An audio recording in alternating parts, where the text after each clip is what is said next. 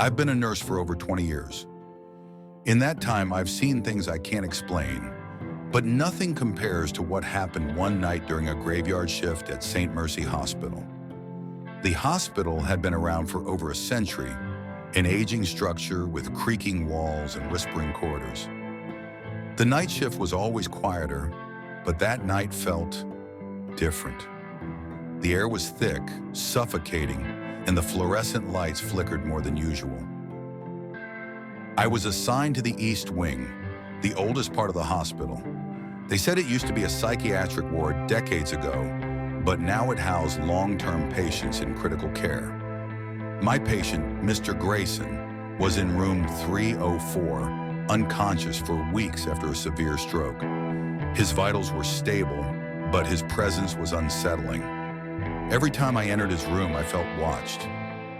Around 2:47 a.m., the call light for room 304 flicked on. Strange.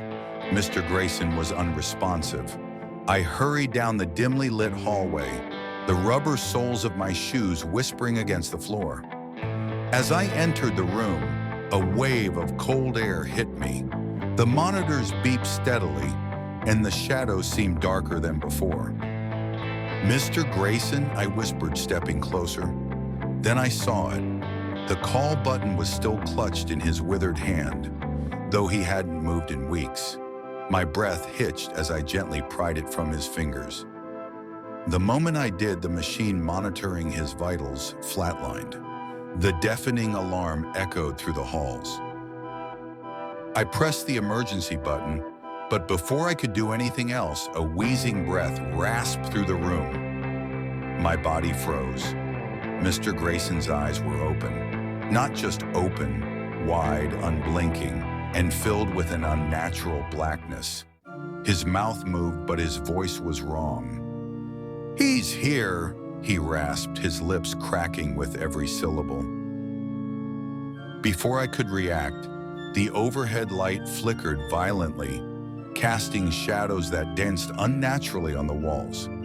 The room grew unbearably cold, my breath visible in the air. Then the heart monitor let out a slow, dragging beep, as if something was distorting time itself. A dark figure emerged from the corner of the room. Not a person, not a shadow, but something much worse. It was tall, impossibly thin, its limbs stretching unnaturally as it crawled toward Mr. Grayson's bed. The entity loomed over him, and in that moment, Mr. Grayson's face contorted into something inhuman, his jaw stretching open wider than any human should. A guttural scream filled the room, a sound so horrific it made my skin crawl. The lights burst with a sharp pop, plunging everything into darkness. Then, silence. A suffocating, endless silence. By the time the backup generator kicked in, the room was empty. No sign of Mr. Grayson, no sign of the entity. Just the faint, lingering scent of decay. I checked the security footage later that night. At exactly 2:47 a.m., the cameras had cut out. When they came back on, room 304 was empty. Mr. Grayson was never found. The records were wiped clean, as if he never existed. I transferred to a different hospital after that.